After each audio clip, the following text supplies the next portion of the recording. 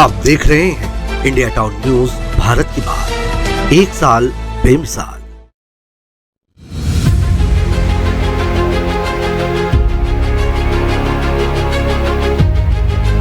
प्रदेश की राजधानी रायपुर में अपराधियों के मन से पुलिस का खौफ खत्म हो चुका है।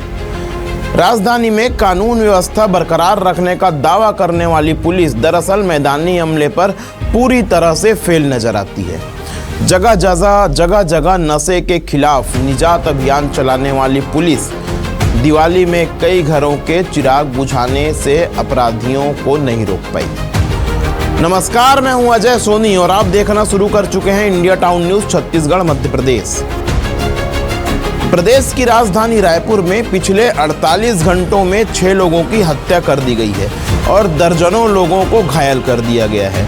ज़्यादातर हमले चाकू व अन्य धारदार हथियार से किए गए हैं और दिवाली के त्यौहार में बदमाशों ने शहर भर में हथियार लेकर जगह जगह उत्पात मचाते हुए इन कांडों को अंजाम दिया है। राजधानी रायपुर में बीते 48 घंटे में 6 लोगों की हत्या से आम जनता दहशत में है और पुलिस प्रशासन से अब लोगों का भरोसा उठता जा रहा है। कई वारदात ऐसे भी हुए हैं जिसमें कई युवक गंभीर हालत में अस्पतालों में भर्ती हैं, जिनका इलाज जारी है। यह वारदातें दिवाली और उसके अगले दिन शहर भर के अलग अलग थाना क्षेत्रों में हुई हैं, मगर वहां की नाकाम पुलिस अब तक ज़्यादा कुछ कर पाने में असफल है। रायपुर के पुरानी बस्ती थाना क्षेत्र के भाटा गांव स्थित BSUP कॉलोनी में जुए में हार जीत को लेकर विवाद हुआ। इस दौरान संजय यादव नामक युवक पर 3-4 आरोपियों ने पेचकस और बियर की बोतल से उसके सीने व पेट में हमला कर दिया। हमले में संजय लहूलुहान हो गया और मौके पर उसकी मौत हो गई। इसी मामले में दूसरे पक्ष के भी एक युवक आनंद सिंह की भी अस्पताल में इलाज के दौरान मौत हो गई। उसके भी शरीर में कई जगह पर धारदार हथियार से हमला किया गया था। बात करें दूसरी घटना की तो गुरुवार की रात क्रिस वर्मा नामक व्यक्ति की हत्या कर दी गई। वह अपने मोहल्ले देवारपारा में घूम रहा था, तभी पुरानी रंजिश को लेकर नशे में धुत युवकों ने क्रिस पर धारदार चाकुओं से हमला कर दिया। हमले में क्रिस बुरी तरह से घायल हो गया। अस्पताल ले जाने पर डॉक्टरों ने उसे मृत घोषित कर दिया। बात करें तीसरी हत्या की तो खमाडी थाना क्षेत्र के अवंती विहार के पास भी एक बुजुर्ग की हत्या कर दी गई। बताया जा रहा है कि बुजुर्ग की पत्नी पर भी हमला किया गया है, जिससे उसकी हालत नाजुक बनी हुई है।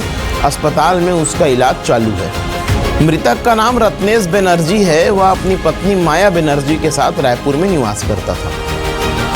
खमाडी थाना क्षेत्र के ही कचना के लेबर क्वार्टर के पास भी 30 अक्टूबर के तड़के एक JCB ड्राइवर की हत्या कर दी गई। वारदात के बाद लाश को सड़क किनारे फेंककर आरोपी भाग निकले। गले और सिर पर गंभीर वार उसके किया गया था। मृतक का नाम सुंदर साहू बताया जाता है। वह एक कंस्ट्रक्शन बिल्डिंग में JCB चलाने का काम करता था। राजधानी के ही तिल्दा नेवरा इलाके में शुक्रवार की रात अमन प्रकाश रात्रे की अज्ञात लोगों ने धारदार हथियार से हमला कर हत्या कर दी। उसके भी शरीर में चोट के गंभीर निशान थे। आसपास मौजूद लोगों ने जब सुबह लाश देखी तब पुलिस को सूचना दी। इन 5 हत्याओं के अलावा पिछले दिनों की बात करें तो रायपुर रेलवे स्टेशन पर भी 3 दिन पहले एक युवक की गला रेतकर निर्मम हत्या कर दी गई थी, जिसमें 2 नाबालिगों ने चाकू से युवक के गले व सीने पर कई बार वार कर हत्या की घटना को अंजाम दिया था। इस हत्याकांड में एक आरोपी लड़की भी है। आपको बता दें कि रायपुर रेलवे स्टेशन में अक्सर प्लेटफॉर्म, पार्किंग एरिया व आसपास नशेड़ियों का जमावड़ा होता है। असामाजिक तत्व सक्रिय रहते हैं। यह कई बार दुकानदार, रेलवे कर्मचारियों और यात्रियों के साथ बदसलूकी भी करते हैं। बावजूद इसके GRP इनके खिलाफ कड़ी कार्यवाही नहीं करती और न ही राजधानी की खुद को काबिल कहने वाली पुलिस इस ओर ध्यान देती है और इसी वजह से आरोपियों के व नशेड़ियों के हौसले बुलंद होते जा रहे हैं। बुधवार की रात मठपारा बीरगांव के रहने वाले नारायण देवांगन की भी चाकू मारकर हत्या कर दी गई। वारदात उसके एक परिचित नाबालिग ने ही किया है। बताया जा रहा है कि उसे पुरानी रंजिश को लेकर आपस में दोनों का विवाद था। पहले भी दोनों के बीच कहासुनी हो चुकी थी। बात गंभीर है, मसला सोचने योग्य है। तमाम नेताओं, अधिकारियों, विपक्ष के बड़े नेताओं का निवास होने के बावजूद रायपुर की पुलिस इस कदर लापरवाह है, इस कदर बेलगाम है कि वो राजधानी में अपराधों को रोक पाने में नाकाम साबित हो रही है।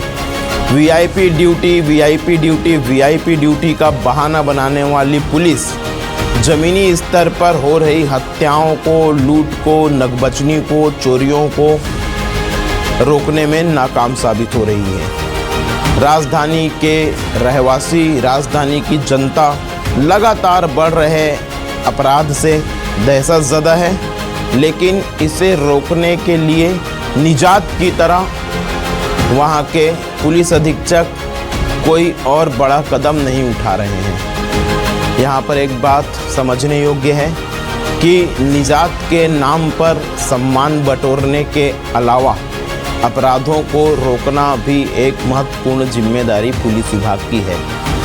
फिलहाल के लिए इतना ही, दीजिए इजाज़त। मिलते हैं किसी नए खबर के साथ, किसी नए मुद्दे के साथ। नमस्कार।